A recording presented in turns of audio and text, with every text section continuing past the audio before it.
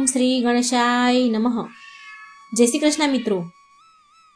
32 પૂતળીમાંથી આપણે આજે સાંભળીશું 11મી પૂતળીની વાર્તા. અત્યાર સુધીમાં આપણે 10 પૂતળીની વાર્તા સાંભળી ચૂક્યા છીએ. આ 10 પૂતળીના વિડીયો મારી ચેનલમાં છે, તમારે સાંભળવા હોય તો જઈને જોજો અને આ ચેનલને સબસ્ક્રાઈબ કરવાનું ભૂલશો નહીં. 32 પૂતળીની વાર્તા જરૂર સાંભળજો મિત્રો. ઓમ નમો ભગવતે વાસુદેવાય. 11મી પૂતળી બાળા પુત્રી. કળશની વાર્તા. ભોજ રાજા 11મે દિવસે પવિત્ર થઈ સિંહાસન ઉપર બેસવા જાય છે. ત્યાં સિંહાસનમાંથી 11મી બાળા નામની પુત્રી બહાર આવીને બોલી ઉઠી, થોભો રાજા, આ સિંહાસન ઉપર વિક્રમ રાજા જેવો દયાળુ અને પ્રતાપી રાજા જ બેસી શકે છે. એ વિક્રમ રાજાના પરાક્રમો તમે કળશની વાર્તામાં સાંભળો. વિક્રમની ચતુરાઈથી ચોર બન્યા સજ્જન, બાધા ટાળી વિપ્રની ધન્ય ધન્ય રાજન. ઉજ્જૈની નગરીમાં થોડા દિવસોથી ચોરનો ઉપદ્રવ વધી ગયો હતો. આથી વિક્રમ રાજા અદ્રશ્ય વિદ્યાને પ્રતાપે અદ્રશ્ય બનીને નગરમાં ચોરની તપાસ કરી રહ્યા હતા. ફરતા ફરતા રાજા નગરના દરવાજા બહાર ગયા તો એક ઝાડ નીચે 4 ચોર કંઈક મસલત કરતા જણાયા. વિક્રમ રાજા અદ્રશ્ય સ્વરૂપે તેમની નજીક જઈ વાતચીત સાંભળવા લાગ્યા. એક ચોર કહે, હું પશુ પંખીઓની ભાષા સમજું છું. બીજો ચોર કહે, હું ભૂગર્ભ વિદ્યાના બળે ધરતીમાં દટાયેલું ધન જોઈ શકું છું. ત્રીજો ચોર કહે, હું કોઈ પણ જાતના સાધન વગર ગમે તેવી જમીન સહેલાઈથી ખોદી શકું છું અને વગર ઓજારે દિવાલ તોડી શકું છું. ચોથો કહે, હું આવી વિદ્યા જાણું છું કે ગમે તેવા મજબૂત મનોબળવાળા માણસને પળવાળમાં 2 ભાન બનાવી દઉં અને તે ઘણો સમય સુધી ભાનમાં આવે નહીં. ચારેય ચોરની કળા ચોરીના કામમાં મદદરૂપ થાય તેવી જ હતી. તેથી તેઓએ ઉજ્જૈની નગરીમાં જ મોટી ચોરી કરવાનું નક્કી કર્યું. ચોરો ચોરી કરવા નીકળ્યા. રાજાએ તેમનો પીછો કર્યો. ચોરો બ્રાહ્મણવાડામાં આવ્યા અને સારા ઘરની શોધ કરવા લાગ્યા. તો એક સાણો ચોર બોલી ઉઠ્યો, આ બ્રાહ્મણો ભિક્ષાવૃત્તિ કરી માંડ પોતાનું ગુજરાન ચલાવતા હશે, એટલે અહીંયા આપણી દાળ ગળશે નહીં, બ્રાહ્મણનું ધન આપણને ખપે નહીં. ત્યાંથી નીકળી ચારેય ચોરો વાણિયાવાડમાં આવ્યા. તો પેલા ચોરે કહ્યું, આ વાણિયાઓ ધન લોભી અને કંજૂસના કાકા કહેવાય, પૈસા માટે મરવા પડે. એવા જો આપણે એમને ત્યાં ચોરી કરીએ તો ઊંડા નિશાસા નાખે ને આપણો નખો જ નીકળી જાય. વિક્રમ રાજા અદ્રશ્ય સ્વરૂપે તેમની સાથે જ હતા. ચોર લોકોમાં આટલી માનવતા દયા જોઈ તેમને નવાઈ લાગી. ચોરોએ આવી રીતે ચારણવાડમાં અને કુંભારવાડામાં દયા દર્શાવી, ચોરી ન કરી. તેઓ જ્યાં જાય ત્યાં પાછા પડે. આખરે ચોરોએ રાજાના મહેલમાં ચોરી કરવાનું નક્કી કર્યું. ચોરો હવે મહેલ આગળ ગયા. રાજા મનમાં હસતા અદ્રશ્ય સ્વરૂપે તેમની પાછળ જતા. મહેલની ચારે બાજુ પહેરેગારો ખુલ્લી તલવાર સાથે પહેરો ભરી રહ્યા હતા. જે ચોર બેભાન બનવાની વિદ્યા જાણતો હતો તેને બધા પહેરેગારોને બેભાન બનાવી દીધા અને ચોરો સરળતાથી મહેલમાં ઘૂસી ગયા. જે ચોર છુપાયેલી વસ્તુ શોધી કાઢવાની વિદ્યા જાણતો હતો તેને પોતાની વિદ્યાની મદદથી મહેલમાં વધારે માલ તો રાજાના પલંગના પાયા નીચે છે. બુદ્ધિમાન રાજાએ પોતાના પલંગના 4 પાયા નીચેના ભાગમાં 4 કળશ દાટેલા છે. તે દરેક કળશમાં પુષ્કળ ઝવેરાત ભરેલા છે.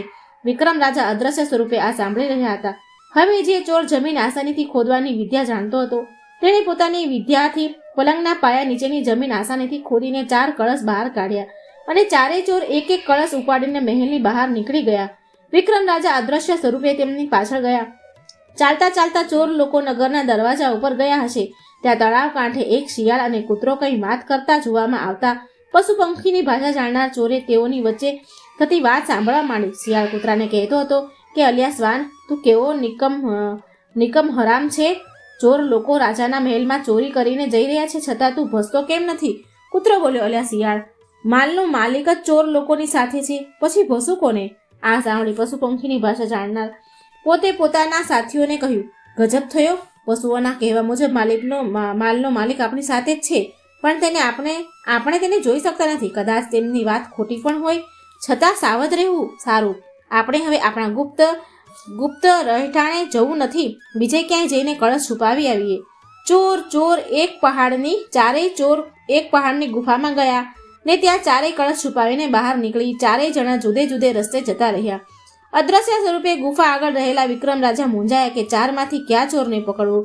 ચારેય અલગ અલગ દરવાજા આગળ ચોકી કરવા બેઠા, પણ 12 કલાક વીતવા પછી એક પણ ચોર ચોરીનો માલ લેવા આવ્યું નહીં. તેથી ભગવાન ભરોસે બધું છોડીને તે મહેલ ચાલ્યા ગયા. મહેલે સિપાહીઓ દોડધામ કરી નાખી. કળશ ચોરાયાના ખબર પડતા જ બધા ગભરાઈને દોડાદોડ કરી રહ્યા હતા. વિક્રમ રાજા ચોરી વિશે જાણતા હતા એટલે તેમણે કંઈ આશ્ચર્ય અનુભવ્યું નહીં, તેમજ ઠપકો આપ્યો નહીં. રાત પડતા વિક્રમ રાજા એક મહેલને 2 બળદ જોડી પેલી ગુફામાં ગયા ને ત્યાં રાત પડતા વિક્રમ રાજા એક વહેલને 2 બળદ જોડી પેલી ગુફામાં ગયા ને ત્યાં પડેલા 4 કળશ વહેલમાં નાખી પાછા ફરતા થયા. રસ્તામાં 2 જવાન ને 2 ડોસાને રડતા જોયા. રાજાએ વહેલ રોકી ઓળખાણ આપી પૂછ્યું, તમને શું દુઃખ છે? આમ વગડામાં રડી કેમ રહ્યા છો? તમારું દુઃખ કહો, હું મદદ કરીશ. એક ડોસાએ કહ્યું, અન્નદાતા, થોડા દિવસોમાં મારા દીકરાના લગ્ન છે. અમારી પાસે લગ્ન ખર્ચ કરવા જેટલું ધન નથી. જેની પાસે ધનની માંગણી કરીએ છીએ તે 9 મણનો નન્નો સંભળાવે છે. મળતું કંઈ નથી ને ઉલટું અમારી ઇજ્જત ઉગાડી પાડે છે. આથી અમે ઉજ્જૈની નગરી છોડીને દૂર વસવા જઈ રહ્યા છીએ. જો આપ સહાય કરો તો અમે નગરમાં પાછા જઈને લગ્નની તૈયારી કરીએ. વિક્રમ રાજાએ વહેલમાં પડેલા એક કળશમાંથી થોડું જર ઝવેરાત કાઢીને તે ડોસાને આપવા માંડ્યા તો તે ન લેતા કહ્યું, મહારાજ, આપના ખજાનાને ખોટ નથી. તમે આપો છો એટલા ધનથી કંઈ વળશે નહીં, પરંતુ 4 કળશ અમને આપી દો તો અમારી જિંદગીનું દાળદ્ર મટી જાય. વિક્રમ રાજાએ જરાય આનાકાની વગર 4 કળશ આપવાની કબૂલાત કરી. તે 4 જણને વહેલમાં બેસાડી વહેલના નગર તરફ દોડાવી મૂકી. વહેલમાં બેઠેલ 4 બ્રાહ્મણ મનમાં ખૂબ મલકાતા હતા, કારણ કે થોડી જ વારમાં તેઓ અઢળક ધનના માલિક બનવાના હતા. રસ્તામાં એક મકાન આગળ બ્રાહ્મણોએ વહેલ ઊભી રાખીને 4 જણ એક કળશ લઈ વિક્રમ રાજાનો આભાર માની ઘરમાં જતા રહ્યા. ઘરમાં જઈ તેમને 4 કળશ એવી ખૂબીથી છુપાવી દીધા કે કોઈને ખબર ન પડે. વિક્રમ રાજા પછી મહેલ ગયા અને પ્રધાન, ખજાનચી, સેનાપતિ વગેરેને બોલાવી કળશની ચોરી વિશે તમામ હકીકત જાહેર કરી. તેથી બધાનો ઉચાટ દૂર થયો અને છુટકારાનો દમ ખેંચ્યો. પેલા 4 ચોરો જ્યારે ગુફામાં કળશ લેવા ગયા તો કળશ ગુમ થયેલા જોઈ ચોંકી ગયા. તુરત જ પેલા છુપાયેલી વસ્તુ પોતાની વિદ્યાથી શોધી કાઢનાર ચોરે પોતાની વિદ્યાથી જાણ્યું કે ઉજ્જૈની નગરીમાં રાજમાર્ગ ઉપર આવેલ પીળા રંગના મકાનમાં એ 4 કળશ છુપાવેલ છે, માટે ત્યાં ચાલો. 4 ચોર જુદી જુદી વિદ્યા જાણનારા હતા. તેથી પેલા બ્રાહ્મણના ઘરમાં આસાનીથી 4 કળશો શોધી કાઢી તે ઉઠાવી પોતાના ગુપ્ત રહેઠાણે પહોંચી ગયા. સવારે 4 બ્રાહ્મણોને ખબર પડી કે ઘરમાંથી કળશો ચોરાયા છે. તેઓ એમ સમજ્યા કે વિક્રમ રાજાએ જ ગુપ્તચરો મારફતે 4 કળશો પાછા મંગાવી લીધા છે. એમ સમજી તે 4 જણા વિક્રમ રાજાના દરબારમાં ગયા અને રાજા સામે બાયો ચડાવીને ફાવે તેમ બકવાસ કરવા લાગ્યા. આથી વિક્રમ રાજાને આશ્ચર્ય થયું. તેમણે 4ને શાંત પાડી પૂછ્યું, હે ભૂદેવો, મેં તમને સહાય કરી છે, તમારું કંઈ બગાડ્યું નથી, છતાં તમે મને શા માટે વગોવો છો? એક ડોસાએ કહ્યું, એ 4 કળશો મારા ઘરમાં નથી. લાગે છે કે તમે તેને ઘર ભેગા કરી દીધા છે. આ શું તમારા જેવા પરદુભંજન રાજાને શોભારૂપ છે? વિક્રમ રાજાએ કહ્યું, ભૂદેવ, એ કળશો તમને આપ્યા પછી તેનું શું થયું તેની ખબર નથી મને, છતાં તમે મારા ઉપર આળ ચડાવો છો. તો હું તમને વચન આપું છું કે આજથી 15 દિવસની અંદર એ 4 કળશ શોધીને તમને પહોંચતા કરી દઈશ. પેલા ડોસા ધૂંધવાઈને કહેવા લાગ્યા, મહારાજ, તમે કળશ શોધો ક્યારે અને અમારો દહાડો વળે ક્યારે? લગ્નનો દિવસ નજીક આવી રહ્યો છે, એટલે અત્યારથી તેની તૈયારી નહીં કરીએ તો સી રીતે પહોંચી વળશું? વિક્રમ રાજાએ ખજાનચી પાસેથી 500 સોના મોહર ભરેલી થેલી મંગાવીને ડોસાના હાથમાં આપી. તો પણ 4 બ્રાહ્મણ કચવાતા મને ત્યાંથી રસ્તે પડી ગયા.